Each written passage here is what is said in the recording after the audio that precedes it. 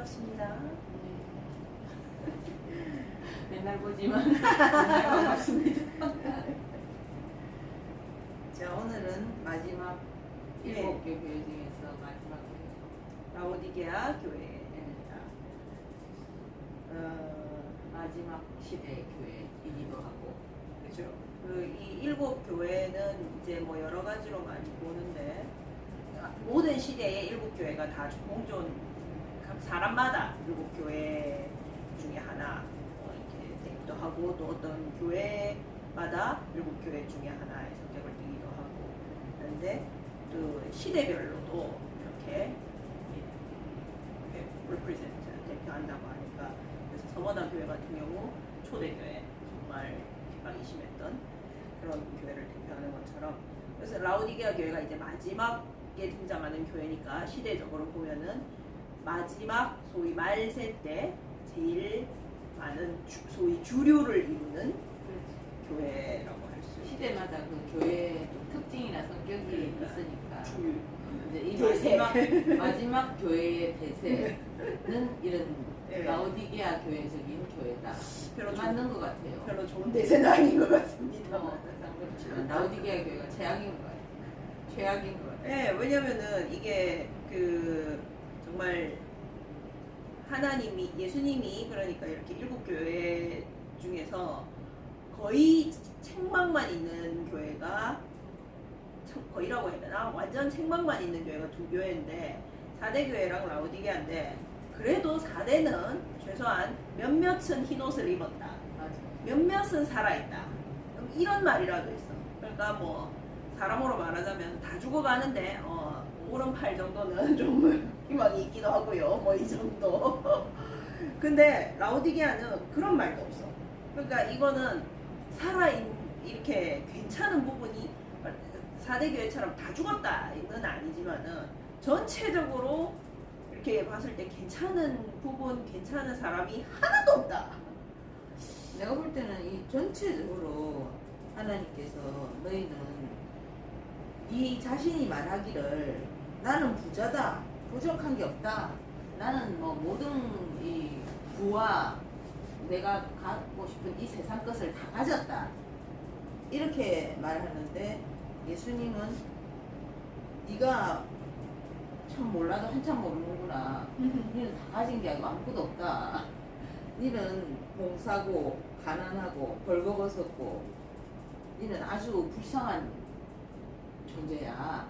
그렇게 말하니까 정말 이 마지막 시대 교회는 가치관이 예수님과 완전히 그냥 시야도 다르고 가치관도 완전히 다르고, 완전히 그 영적인 것을 아예 모르고 보지 못하는, 거의 관심 없는 수준이 관심 없고 세상적으로 그냥 세상 사람과 똑같이 그 세상 사람이 가지고 싶은 거, 그런 거를 다 가졌다고, 아주 나는 부자야 이렇게 만족하는 네. 모습이잖아요. 그리고 오늘 읽으면서 참 새삼 발견했다고 해야 되나? 그게 15절에 보면은 차지도 않고 뜨겁지도 않다라고 하는 게 다른 것도 아닌 행위야. 맞아요. 나도 인상 깊게 읽었는데. 네. 오늘에야 그러니까 이게 뭐 마음이라기보다 마음이 뭐 차지도 않고 뜨겁지도 않다 아니고 행위가 차지도 네. 않고 뜨겁지도 않다.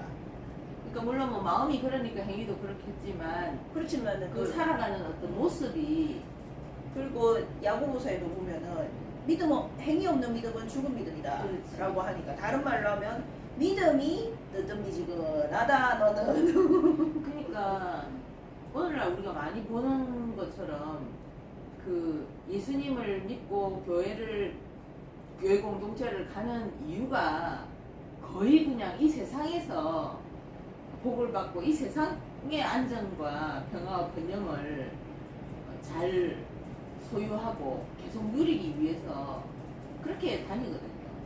오늘날 사람들이. 그 초대교회, 뭐 서문화 교회나 이런 교회처럼 만약에 오늘날 이렇게 성도들이 핍박을 받는다면 과연 네가 죽도록 충성해라, 죽음 앞에서도 너는 변심하지 말고 내가 영원한 생명을 주는 것을 바라봐라, 이렇게 말한다면 이 과연 라오디게아 교회에게 서머나 교회에 말씀하신 그 말씀을 주님이 하신다면 이 성도들이 과연 이 무슨 소리야? 이 설교 이거 이단 아니야? 이런 설교하는 분들은 정말 교회가 안 됩니다. 저 아마 그래서 주님이 그런 말씀 안 하시는 것 같긴 해요. 그렇지 해봤자 뭐 시도 안 먹히니까. 그러니까요.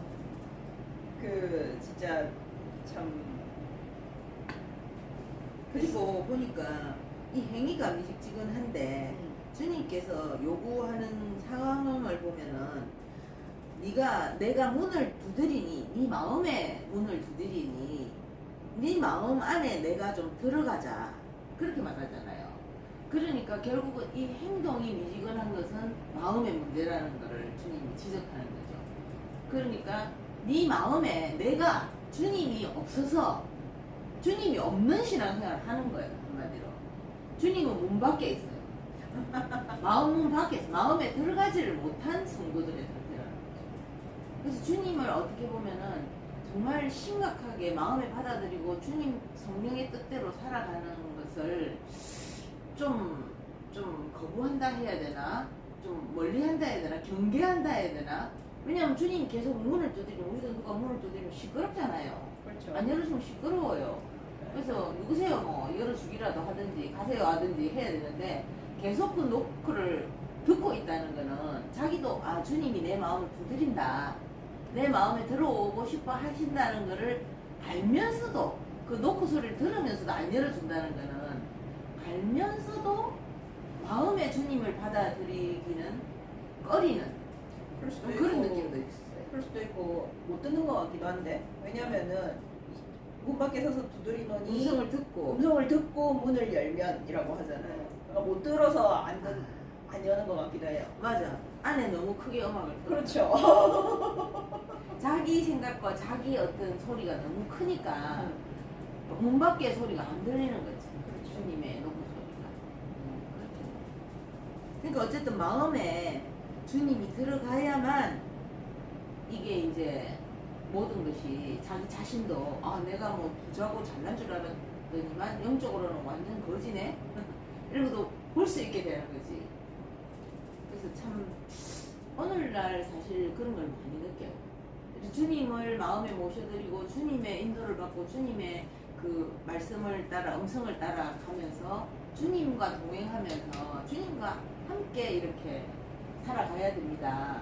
그렇게 말하면은 말씀 그냥 대로 말씀 읽었으면 됐지 뭐 그렇게 개인적으로 퍼스널하게 주님과 그렇게 가까워지게 할 필요가 있나 그런 거는 좀 이단인 것 같은데. 그러기도 하고 아예 대놓고 그러면 내 삶이 더 피곤해지잖아요. 실수입니다. 진짜 그래요. 주님을 만나고 주님과 가까워지면은 더 나한테 뭔가를 많이 요구하고 요구할 것 같아서 뭐 피곤한 삶이 될 것 같아요. 아프리카 선교가라고 하면 어떡해요? 그럼 제가 그렇게 말하죠.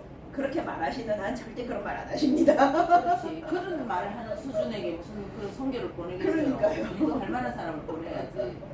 가겠습니다 이래도 주님이 글쎄 네가 그만한 역량이 되나 한번 두고 보자 이렇게 할 판인데. 그러니까요. 아니 뭐 막말로 예수님이 우리 없으면은 뭐 일을 못 하시는 것도 아니고. 근데 이게 예수님의 그래서 우리는 뭐 주님과 더 막 친해지고 가까워지고 주님의 음성을 막 이렇게 막 듣고 하면은 내 삶이 더 피곤해지고 더 얽매여지고 막 그럴까 생각하는 사람들이 덜어 있는데 그래. 그거는 이제 자기가 어떤 주님의 가치관과 다른 세상적인 것을 갖고 싶고 그쪽으로 자기는 인생을 펼치고 싶은데 그거를 못하게 될까봐. 그렇죠. 영적으로 주님처럼 살아가야 될까봐. 그 결국은 세상을 따라가고 싶은 마음을 내려놓기 싫다는 거지. 그렇지. 주님의 말씀을 들어 그걸 포기해야 되니까 자기들은 그 깊이까지는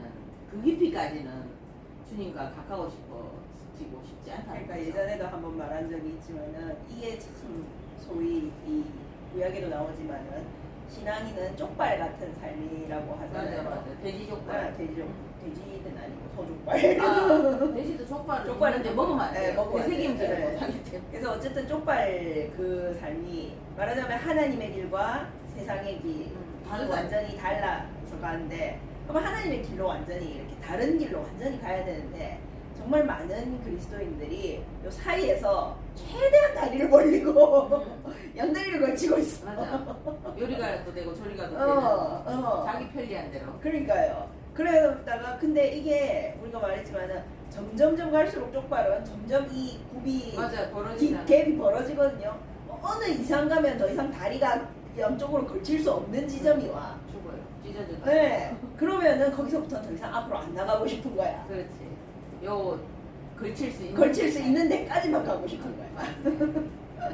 그러면서 이 라오디게아 교회처럼 신앙생활하는 사람들이 있는 건가 그런 생각이. 그렇지.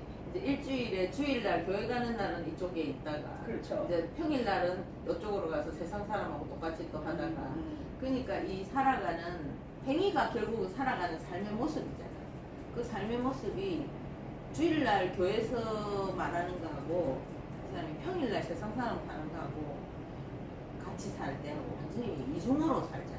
맞아요. 예전에도 저도 설교할 때 그런 말 한 번 한 적이 있지만 많은 그리스도인들이 정말 소위 그러니까 두 개의 원리를 가지고 살아가. 맞아. 교회 안에서나 교회 사람 만나거나 뭐 이렇게 할 때는 성경적인 원리로 삶을 돌려. 뭐 남을 사랑하고 남에게 뭐 이렇게 배려하고 뭐 이렇게 손해보더라도 지고. 근데 세상에 나가서 특히 돈 벌 때라든지 자존심을 세우고 뭐 체면을 차릴 때라든지 그럴 때는 또 완전 세상의 논리로 살아. 맞아요. 절대로 양립할 수 없는 두 논리를 서로 같이 이렇게 돌리면서 살아요. 그러면은 이게 막말로 죽도 밥도 안 됩니다. 그거는 이중인격이고 하나는 가짜지. 그렇죠. 하나는 가짜거나 아니면 두 개 다 가짜거나. 근데 어쨌든 그렇게 하면은 소위 하나님 쪽으로도 아까도 말했지만은 양다리 걸치고 있으면은 이게 어느 순간이 되면은 더 이상 양다리를 걸칠 수가 없는 순간이 오는데 깊이가 오는데 그럼 여기서 더 이상 못 나간다 안 나간다 그러면은 이건 다른 말로 하면 하나님 쪽으로도 못 나가고 세상 쪽으로도 못 나가요. 맞아요. 그게 갈라디아서이죠. 네, 그러니까 하나님 쪽으로도 신앙이 더 깊어지거나 뭐 발전하거나 하나님을 더 가까이 느끼거나 이거는 어림도 없는 거고 하다못해 세상적으로 그럼 성공이라도 하느냐 그것도 안 됩니다. 성령이 가만 안 해. 일단 그게 이제 하나님이 지금 이 말하는 미지근하여 네. 그 이제 양다리 걸친 신앙이 미지근한 신앙인 거죠. 그러니까 하나님도 이쪽이냐 저쪽이냐 확실히 타라. 그렇죠. 양다리 걸치지 말고 그렇죠. 한쪽 발 떼라. 맞아요. 그럼 나도 이제 이 결정에 따라서 뭐 하겠다 이거 아닙니까? 그렇죠. 근데 오늘 내가 참 와닿는 거는 나는 부자다. 나는 영어로 하면 wealth. 나는 부를 쌓았다. 나는 rich다. 그러니까 나는 그 부자다 하는 이 사람 이 고백이 이 사람들의 고백이거든. 맞아요. 그러니까 결국 자기들이 목표하는 그 이 미지근한 성도들의 삶의 목표는 돈인 거죠. 맞아요. 부자가 되는 거예요. 그러고 보면 그 점에 있어서도 참 4대 교회랑은 다른 것 같아요. 4대 교회는 4대 교회의 이 추구하는 바는 이름이에요. 네가 살았다 하는 이름은 가졌으나 실제로는 죽었다. 이렇게 말하잖아요. 그러니까 어떻게 보면은 4대 교회 같은 경우에는 겉으로 봤을 때는 굉장히 신실한 교인처럼 보이는 사람일 수 있어요. 근데 속에 진짜 하나님이 속을 딱 보면은 아니 이거는 무슨 안고 빠진 찐빵도 아니고 그렇게 보이는. 그래서 4대 교회 같은 경우 이렇게 내세우는 게 이름이라면은 정말 이 라오디게아 교회 같은 경우는 돈 말씀처럼 내세우는 게 추구하는 게 돈인 거죠. 나는 이 부자다. 이 세상 부 그게 목표인 거예요. 그러니까 우리가 이것을 이제 개인적으로 적용해봐도 우리가 삶의 목표가 돈이냐 하나님이냐 돈이냐 예수님을 따라가시는 것이냐 그것을 이제 어느 것을 나는 과연 추구하느냐. 난 두 개 다 하고 싶다. 그럼 이 definitely 자기는 라오디게아 교인입니다. 난 두 개 다 해야 되겠다. 근데 돈을 이렇게 나는 정말 해야 되겠다. 이러면은 이 사람은 하나님 그러잖아요. 돈과 하나님을 같이 섬길 수 없다. 하나를 섬기면 하나는 미워하게 돼 있다. 이래 돼 있거든. 그럼 나는 돈도 있어야 돼. 돈 없이는 못 살아. 그러면은 이 사람은 그 돈을 뭐 있어야 되죠. 돈은. 그렇지만은 그 돈에 대해서 너무 막 돈을 사랑하는 마음을 가지면 안 되잖아요. 그 마음이 돈에 많이 가. 돈에 얽매이면 얽매 있다. 돈에 가 있다. 또 돈을 잃을까봐. 또 돈에 대해서 뭔가 손해를 볼까봐 하나님을 따라가는 게 주저된다. 그러면은 안 된다 이거죠. 돈을 잃든 뭐 돈을 희생을 하든 못 가지든 간에 우리는 오직 예수를 따라가야 되는 거예요. 근데 아까 양다리 그 말처럼 어느 순간이 되면 돈이냐 하나님이냐를 우리가 선택해야 되는 신앙의 수준이 오거든요. 순간이 오죠. 그 순간을 가기 싫고 여기까지만 나는 신앙생활. 그래서 돈과 하나님을 다 가진 것 같이 그렇게 신앙생활하는 게 라우디가예요. 그래서 요즘 교회가 진짜 요즘 소위 큰 교회 이렇게 부흥하는 교회 많이 보면은 그런 설교하는 교회가 많잖아요. 맞아요. 세계적으로. 하나님을 믿으면 세상에서도 잘 됩니다. 특히 조엘 오스틴 목사님 그렇게. 뭐 그분은 보면은 하나님은 우리를 어반던트라는 영어를 쓰잖아요. 그 삶을 풍성하게 하기 위해서 오셨다.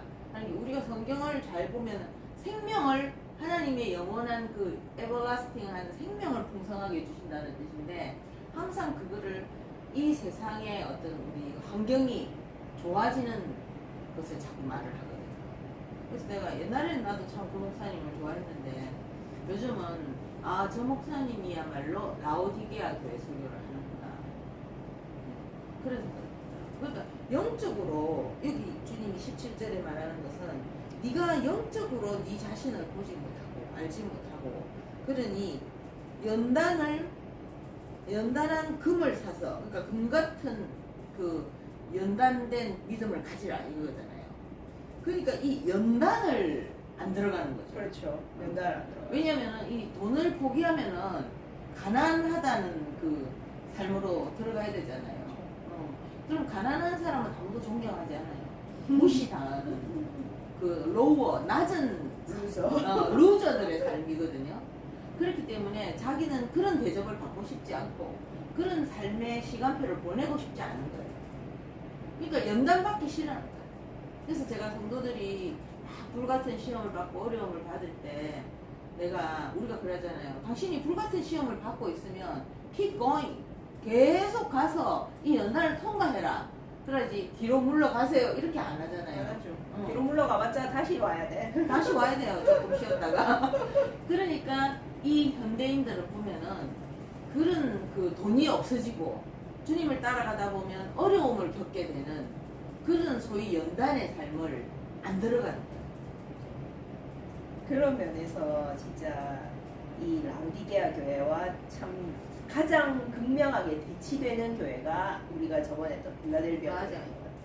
왜냐하면 빌라델비아 교회의 특징은 그거거든. 적은 능력이야. 맞아요. 예, 적은 능력은 돈도 데프리트리 적은 아유 돈이 있으면 그건 돈만 있으면 사실 적은 능력이 아니에요 세상에. 그렇죠. 돈이 세상에서는 거의 가장 큰 권력 중 축구도 하나. 돈만 있으면 좋은 거잖아요.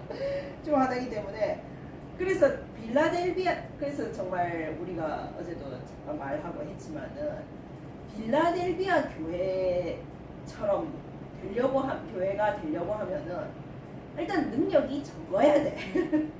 다른 말로 하자면은 돈도 그렇다고 빌라델비아 교회가 능력이 없다는 말은 안 했습니다.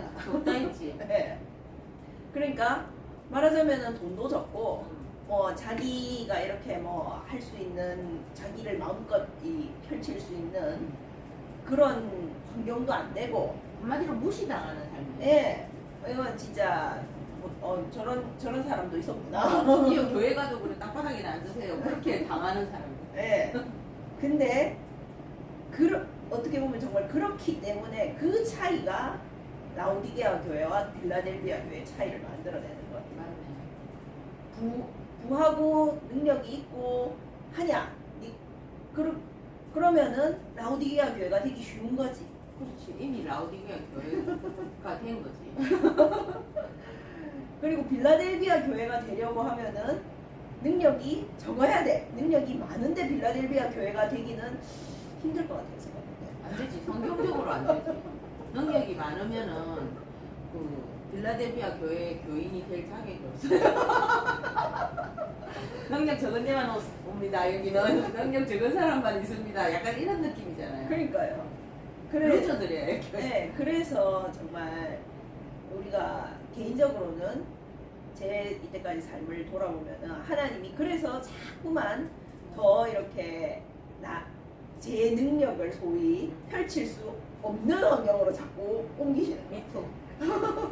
진짜 우리 뭐 세상적으로 하자면은 뭐 한 우물을 파서 거기서 대성을 하고 이렇게 해야 된다고 하잖아요. 하나님을 따라가다 보면 그거 절대 안 돼. 좀 이거 해가지고 좀 할만하면 옮겨. 네, 좀 이거 좀 이제 잘 하겠다 하면 하나님 자 다음 거 하잖아요. 이거 좀 하겠다니까요 이제. 하나님 이제 잘 할 것 같으니까 옮기자고. 그러니까 하나님께서는 우리한테서 바라는 게 영적으로 오늘 여기 확실하게 있잖아요. 네가 금을 연단을 받아서 진짜 영적인 부요함을 가지고 이 선문학 교회에서도 이 말 하시거든요. 네가 가난한 게 아니고 사실은 부요하다. 그렇죠. 그렇게 말하잖아요. 그러니까 하나님이 말하는 부요는 무엇이냐? 하나님 말하는 부요는 영적으로 주님을 많이 닮아가고 하나님을 많이 사랑하고 세상을 많이 내려놓고 그 영적으로 장성한 사람을 부요하다. 영적 생명을 많이 가진 사람을 부요하다 하고 그 다음 흰옷은 뭐 우리 예수님의 그 피로 거룩하게 된 그래서 벌거벗은 수치를 가리라 이러거든요. 그리고 안약을 사서 보게 하라. 보게 하라. 그러면 못 보고 있다는 거지. 그렇죠. 보고 있다고 응. 말하잖아요. 눈 먹는 거 벌거벗은 그렇지. 것을 알지 못한다. 그러니까 안약은 하나님이 이 바울도 보면은 눈에서 비늘이 떨어지잖아요. 기도 받았을 때 봉사해요. 사흘 동안 봉사돼가지고 아나니아가 안수를 했을 때 눈에서 비늘 같은 게 떨어지면서 보게 됐다 이렇게 있잖아요. 그러니까 이 안약을 사서 보게 된다는 거는 하나님이 그 육신의 눈뿐만 아니고 영적인 거를 볼 수 있고 느낄 수 있는 거를 계시를 열어준다는 거예요. 그리고 이렇게 말하자면 이 세상을 보는 것이라든지 관점. 다른 관점을 그러니까 하나님의 관점으로 하나님의 이 안경으로 바꿔주는 거예요. 그때 그 말했잖아요. 어떤 사람이 천국에 갔는데 자살을 해가지고 죽어가 천국에 갔는데 이 여자가 난 큰 안경을 하나님이 이렇게 쓰라 했는 거예요. 하나님 안경을 껴라 하는 거야. 그래 이 여자가 아가씨가 저게 내한테 맞겠나? 그런 생각했는데 이렇게 끼니까 또 딱 맞더라는 거야. 그렇게 끼고 보니까 자기 삶뿐만 아니고 이 세상이라는 모든 게 자기 생각에는 너무 비관주의자인 거지. 너무 불행하고 막 진짜 너무 고통밖에 없는 세상이었는데 그 하나님의 안경을 딱 쓰고 보니까 그렇게 다 아름답고 다 좋은 일이고 더 좋은 일이고 합력하여 좋게 되는 거를 보여준다는 거야. 그러니까 우리가 이 안약을 사서 발라보라 이 말을 다르게 하면 하나님의 시각으로 하나님의 안경으로 하나님이 보는 것처럼 니도 봐라 그거거든요. 근데 너는 지금 그렇게 못 보고 있다. 그러니까 어찌 보면은 마귀의 시각으로 마귀가 보여주는 것을 보고 있는 건지도 몰라요. 왜냐면 이 세상에 자기가 돈을 많이 가지고 구해졌다는 것만 가지고 지금 너무 만족해 하거든요. 하나님이 안경으로 자기를 다시 보면 자기만치 더러운 게 없어. 불쌍한 게 없고. 그지요? 그러니까 이 하나님께서는 우리 모두가 정말 하나님의 생각, 하나님의 관점으로 본다는 건 하나님의 생각으로 생각한다는 거죠. 그러니까 그 로마서에도 보면은 하나님의 마음을 하나님의 영 외에 누가 알겠느냐 그러잖아요. 하나님의 영은 성령이에요. 그래서 하나님의 성령이 우리 마음문에 들어오면은 그 하나님의 성령의 마음과 생각으로 모든 걸 보게 되고 알게 되니까 이해하게 되니까 이제 당연히 가치가 달라집니다. 그래서 인생은 나도 살아보니까 정말 특히 이 부부라든지 가까운 사람은 가족이라든지 친구라든지 가까이 있는 사람은 이 가치관, 인생관, 이 관점이 맞아야 돼. 관점이 다르니까 나는 네모로 보이는데 쟤는 세모로 보이는 식인 거야. 그러니까 서로 어째서 네모지, 어째서 세모지라는 거야. 그러니까 하나님의 눈으로 서로 보면 똑같이 보이게 돼 있거든. 그래서 관점이 다른 사람하고는 같이 살면 안 돼. 그렇기 때문에 사실 사도 바울을 그러고 이렇게 믿지 않는 자와 결혼하지 말라라고 그렇지. 하는 게 관점이 절대로 같을 수가 없습니다. 그러니까 싸우잖아. 근본적으로 달라 이거는. 그렇지. 그러니까 관점이 같다는 거는 그 사도 바울 말 얘기 나와서 말인데 믿지 않는 자와 결혼하지 마라. 그다음에 믿는 자와 결혼해라. 그렇게 돼 있잖아요. 근데 이 믿는다는 거를 나도 옛날에 많이 착각하는 거예요. 교회만 다니고 세례만 받으면 믿는 줄 알았어요. 근데 그게 아니더라고요.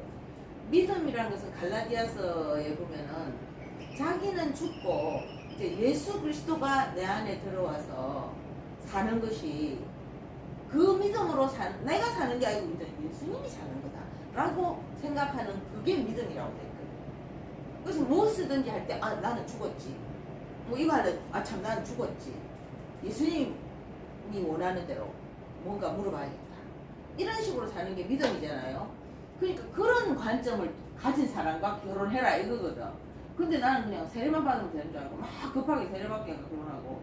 그러니까 관점이 완전히 180도 다른 거예요.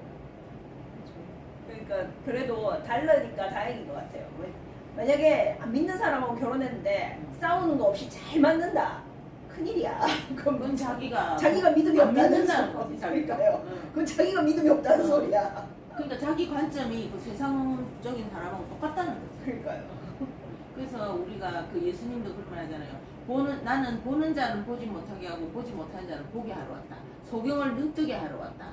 그런 말 하시잖아요. 그리고 네 마음의 눈이 밝으면 온몸이 밝을 것이다. 그러니까 눈을 굉장히 중요하게 생각하잖아요. 그 눈이 딴 게 아니고 관점인 거예요. 영적인 거를 보느냐, 땅에 돈을 보느냐. 그래서 이 마지막 교회가 라오디게아 교회라는 것은 이 마지막 교회, 마지막 시대의 거의 이 세상에 지금 만연한 설교와 이 어떤 흐름이, 주류가 교회라도 다 축복, 이 세상 돈, 이 세상 성공 그런 것에 포커스를 맞추는 관점이 하나님의 관점이 아닌 인간의 관점이 된 설교를 좋아하거든요. 자기를 버리고 자기를 회개하고 세상을 내놓고 이런 말 하면은 싫어해요. 저 사람 설교 듣다 나 성공 못하겠다. 맨날 루저로 살겠다. 떠나버려요. 그러니까 이 관점이 눈인 그렇죠. 근데 그런 삶을 루저의 삶이라고 본다는 것 자체가 관점이 잘못되어 있다는 그렇죠. 거지.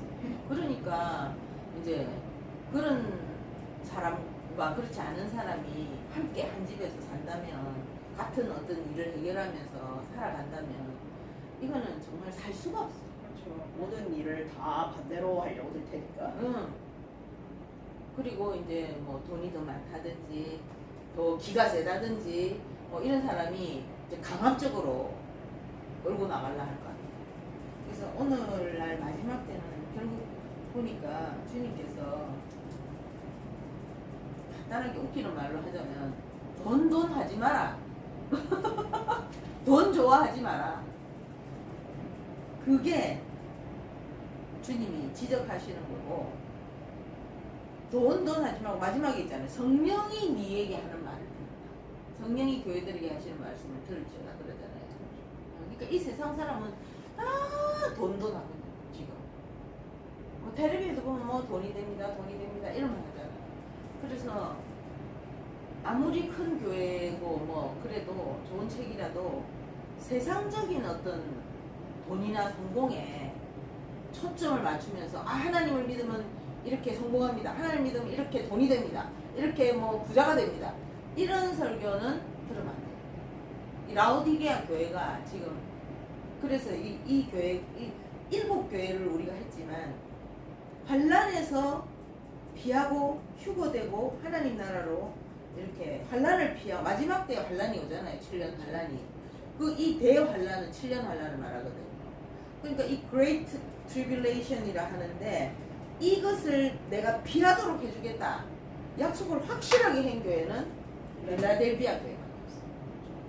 그래서 어제도 우리가 말했지만 이 빌라델비아 교회란 어떤 진짜 뭐 적은 능력을 가진 루저들이 모인 어떤 다리 밑에 있는 이런 적은 물질적인 그런 교회가 아니고 온 세계에 정말 어찌 보면 이 교인들은 서로 얼굴도 모를 수가 있어요.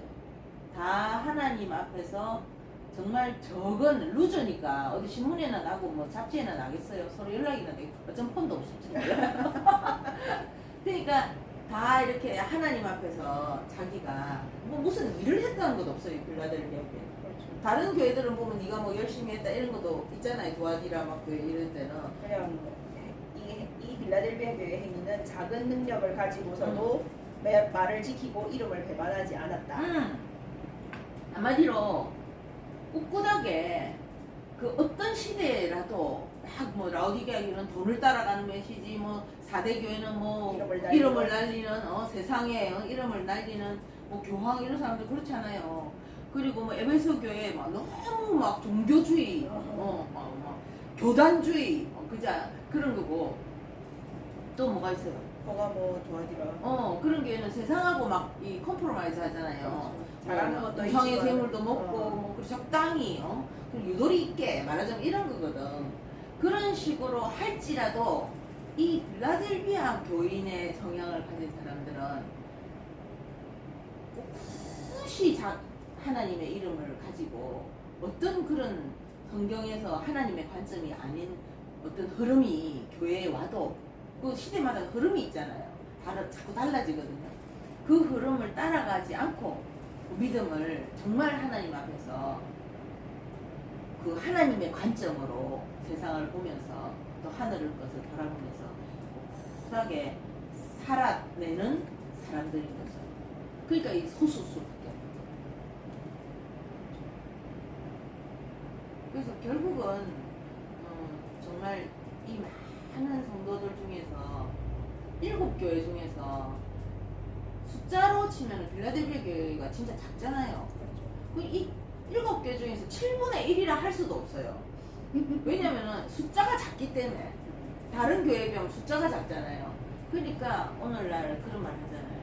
지금 주님이 재림나팔을 들고 공중재림 하신다면 과연 예수의 이름을 부르는 사람 중에 몇 프로나 진짜 빌라델비아 교회처럼 휴거될 것인가. 죽은 자도 다 살아나가 가니까 그 과거에 에서버두 사빌라, 에베소서, 서버나 그때 살았던 모든 성도들도 휴거 때는 다 죽은 자가 먼저 살아나잖아요. 그때도 빌라델비아 교회처럼 살아난 사람만 살아나는 거죠. 그러니까 이 사람들은 소수일 수밖에 없는 거예요. 그 7교회 중에 7분의 1이다. 나는 7분의 1이 아니라고 안 생각해요. 왜냐면 이 다른 교회는 대형 교회들이잖아요. 그러더라고요. 특히 이 책망만 받은 4대 교회와 라오디게아 교회가 제일 큰 교회들이었다고. 그렇지. 라오디게아 같은 교회, 특히 이렇게 라오디게아 교회라기보다 라오디게아는 시 자체가 굉장히 부자였대요. 그렇지. 거기서 그러니까 여기 금 나오고 이렇게 하고 하는 게 금이 많아. 거기 금이 나와. 거기 금이 유명하고 그러니까 네가 금 많다고 부자인 줄 아냐? 진짜 금을 사라. 이렇게 또 안약도 여기 라오디게아가 안약이 유명해. 안약 공장이 있었다네. 네. 그래 되게 부자였다. 그러니까요. 그래서 얼마나 부자였냐면은 이 라오디게아 시였지 아마 로마 그 서기 언제에 지진이 났잖아요. 지진이 났다고 하더라고. 그래서 시가 완전 그냥 거의 대파가 됐는가 봐. 완전 폭삭 내려앉은 거지 시 전체가. 그래서 로마 중앙 정부가 이제 이거를 다시 재건을 하려고 지원금을 하고 막 이렇게 하니까 라오디게아 시 사람들이 필요 없다고 우리 돈으로 다 할 수 있다고 다시 일본이 그랬지 않았어? 그러니까 그러고 진짜 다시 다 재건을 했다고 하더라고요. 그러니까 그 정도로 부자인 동네였다는 거지. 오늘날도 그런 진짜 지방이 잘 없죠. 그러니까요. 그 정도로 근데 그러니까 4대 교회도 뭐 그 정도였는지 모르지만 4대 교회도 이 7교회 중에 라오디게아 교회 최소한 다음으로는 갔을 거야 아마. 4대 교회는 뭐 레퓨테이션 그리고 이름이 첫째 있기 때문에 이름 있는 데는 뇌물이라든지 뭐 공식적으로라도 들어오는 게 그렇죠. 많잖아요. 뭐가 있죠. 응. 그래서 그 누가 그러더라고요. 이렇게 이 7교회 중에 하나님이 칭찬만 한 예수님 칭찬만 한 교회가 가장 작은 두 교회고 응. 책망만 한 두 교회가 가장 큰 두 교회였다는 게 과연 우연일까? 우연은 없죠. 이 세상에. 그러니까 우리도 저도 교회를 해봤지만 교회가 일단 이렇게 부피가 커지잖아요. 교회뿐만 아니고 무슨 공동체든지 부피가 커지면 부패가 커집니다. 부패합니다. 그렇죠. 예.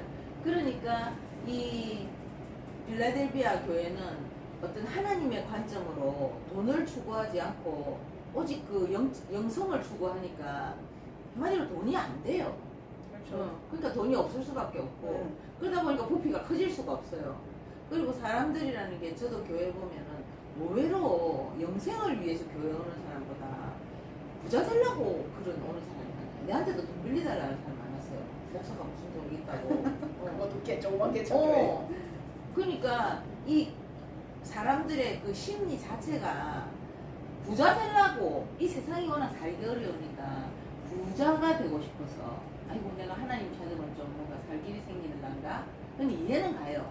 그러나 처음엔 그렇게 올 수 있지만 나중엔 바뀌어야 되거든. 그래서 조영기 목사님도 사과했잖아요. 나중에 조영기 목사님이 세계적으로 욕을 먹었거든요. 기복신앙이라고.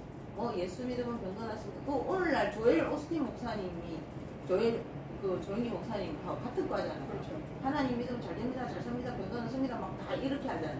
그런데 이 복음을 사람들이 그 설교를 들으므로 복음에 대해서 변질된 마음을 많이 가지게 돼요.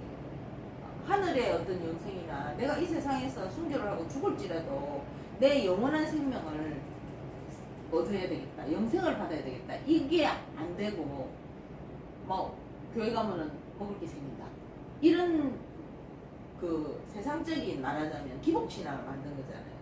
그래갖고 조영희 목사님이 직접 사과를 내가 들었거든요. 그때 한국이 너무 가난해서 그런 말하면 성도들이 아이고 지금 내 생활이 지옥인데 뭔 또 지옥이 있단 말이고 이렇게 하기 때문에 자기가 메시지를 그렇게 희망과 소망을 주는 걸 했는데 제가 그것 때문에 이 기독교계에 너무나 큰 오류를 보낸 거는 인정한다고 사과한다고 그렇게 봐요. 그러니까 참 정말 조심해야 돼요. 라오디게아 교회는 한마디로 환란에 남는 어쩌면 환란에 있는 교회일 수도 있어요. 그렇죠. 우리 어제도 말했지만은 라오디게아 교회에서는 아무도 그러니까 괜찮다라고 하는 사람 몇몇도 없는 이유가 괜찮다라고 하는 사람은 다 분리돼서 나가거나 빌라델비아 교회처럼 돼 있거나 그렇게 해서 이 환란 되기 전에 다 갔어 벌써. 그러니까 빌라델비아 교회 다음에 라오디게아 교회. 그러니까요. 그러니까 빌라델비아 교회가 다 이제 하나님이 추수를 하고 재림하시고 이제 이 환란에 남은 교회가 라오디게아 교회 아니냐. 그럴 수도 있다. 그럴 수도 있다는 생각이 들어요. 네. 완전 헐벗었잖아. 네. 이 예수를 안 믿는 사람들은 아니에요. 근데 이 영적으로 완전 헐벗은 사람들은 휴거되지 못했다. 이렇게 봐야 돼요. 그러니까 나중에 이제 주님께서 그러잖아요. 회개해라. 그리고 내가 책망하고 징계한다. 이런 말이 나오고. 이게 무서운 말이잖아요. 주님이 마음 먹고 징계하면요. 겁납니다. 맷돌이 천천히 돌아도 한번 갈리면요. 못 빠져나와요. 그래서 하나님께서는 이겨라. 그렇게 말하죠. 환란 때도 이제 자기가 순교를 하더라도 그 믿음을 자기 주위에 누구라도 있잖아요. 그리고 빌라델비아 교회처럼 믿던 사람이 있잖아요. 그런 사람이 이렇게 다 갔어. 근데 자기 남았어. 그럼 그때라도 정신이 번쩍오지 않겠어. 네. 가끔 진짜 그런 생각하거든요. 이게 과연 하나님의 예수님의 그 휴거가 언제 일어날지는 정확히는 모르지만은 환란 전에 일어난다는 말도 있고 환란 중에 일어난다는 말도 있고 환란 후에 일어난다는 말하는 사람도 있고 한데 만약 환란 전에 일어난다면 환란 전이지. 빌라델비아 교회 개인적으로는 환란 전이기를 믿고 바라지만은 어쨌든 환란 전에 일어난다면은 그렇다면은 만약에 많은 사람이 진짜 세계적으로 진짜 눈에 띌 만큼 많은 숫자가 확 증발한다. 그러면은 아 진짜 기독교 성경이 맞았구나 막 이러고 그때라도 막 회개하고 하겠지. 전 세계적으로. 근데 그렇게 안 된단 말이야. 안 되지. 보면. 특히 루저들이 없어졌어. 별 존재감이 그렇죠. 없는 사람. 그러니까 저는 그런 생각 가끔 했거든요. 휴거로 사라지는 사람들이 별 신경 안 쓸 만큼 별로 많이 없는지도 모르겠다. 아 사실 그게 바로 빌라델비아 교회잖아요. 별로 없잖아요 사람이. 그리고 적은 능력을 가진 사람들이고 남의 눈에 안 띄는 조용히 그냥 그렇죠. 자기 믿음 지키는. 그렇죠. 예를 들어서 미국 대통령이 사라졌다. 난리가 나지 그러고. 그럼 왜 이랬나 아마 원인을 봐가고 그럼 이 세계가 이제 그죠 뭐 회개하기 지금부터라도 뭐 니느웨가 그랬던 것처럼 회개도 해보자 할 거고 뭐 하겠지. 그렇지만은 뭐 아무 이름 없이 살던 노숙자가 사라졌다. 그렇지. 그걸 누가 신경을 써 도대체. 있잖아 뭐 이렇게 뭐야 이거 얻어먹고 사는 빈민들 있잖아요. 그런 사람들이나 뭐 아니면 요즘도 뭐 방에서 혼자 죽어도 안 몇 개월 동안 그러니, 수치도 못 찾는 그러니까요. 사람들 조용히 왜 진짜 교류도 안 하고 혼자 집안에 틀어박혀 있는 음. 사람이 사라졌다. 이 사람 실종됐는가 보다. 이렇게 하고 끝날 거예요. 그리고 보면은 진짜 가족이라도 형제라도 너무 존재감 없고 가난하고 그런 사람은 가까이 하기 싫어하거든요. 돈 없는 사람은.